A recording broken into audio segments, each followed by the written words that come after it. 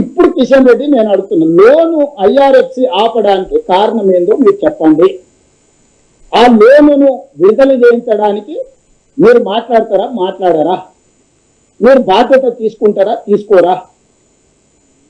రెండవ విడతకు భారత ప్రభుత్వం 50% భాగస్వామిగా నిర్మాణానికి ముందుకు వస్తుందా, లేకపోతే ఆ రెండో విడత కూడా మేమే మా డబ్బులతో కట్టుకోవడానికి మీరు ఎన్ఓసి ఇస్తారా?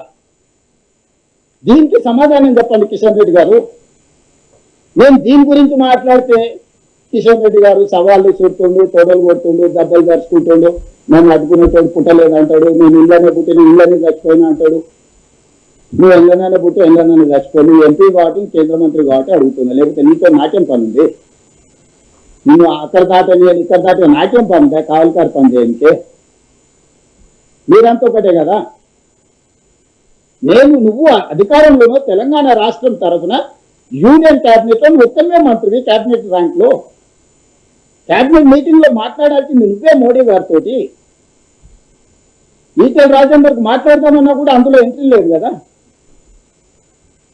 పోనీ నువ్వు నీ పార్టీకి ఎంత నిబద్ధత కలిగిన వాళ్ళు మనని మీ ఎమ్మెల్యేలు మీ ఎంపీలు మోడీ గారికి లెటర్ ఇచ్చొచ్చారు, నువ్వు ఏ తోట తింటున్నావు, ఏ తోట వండుకుంటున్నావు అని. నువ్వే చెప్పారు కదా దొంగలు కాదు తోటలోకి రాదని. నన్నెందుకు అంటావు కిషన్ రెడ్డి గారు? నేనేమన్నా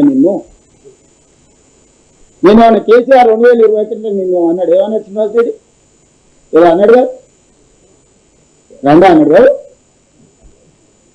నేను అట్లా ఏమన్నా అంటే నాకు కిషన్ అన్న అని మర్యాద ఇచ్చే మాట్లాడుతూ, కేసీఆర్ అన్నట్టు నేను రండా అని ఎప్పుడు అన్న అంటున్నా? నేనేమన్నా తక్కువ చేసి మాట్లాడుతున్నా?